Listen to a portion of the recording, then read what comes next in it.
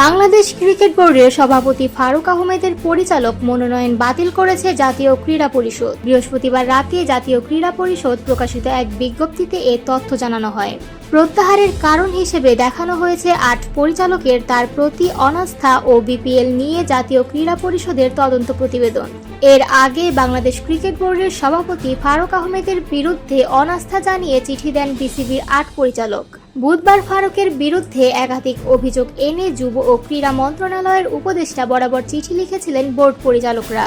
যুব ও ক্রীড়া উপদেষ্টার সঙ্গে বৈঠকের পর বিসিবির সভাপতি ফারুক আহমেদ স্পষ্টভাবে জানান তিনি পদত্যাগ করবেন না।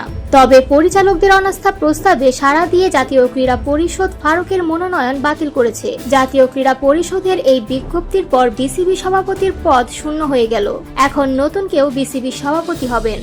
উল্লেখ্য, গত বছরের আগস্টে ছাত্র আন্দোলনের তোপের মুখে পড়ে দেশ থেকে পালিয়ে যান প্রধানমন্ত্রী শেখ হাসিনা। তারপর সরকারের বিভিন্ন মহলে পরিবর্তন হয়। তারই ধারাবাহিকতায় পরিবর্তন হয় বাংলাদেশ ক্রিকেট বোর্ডেও।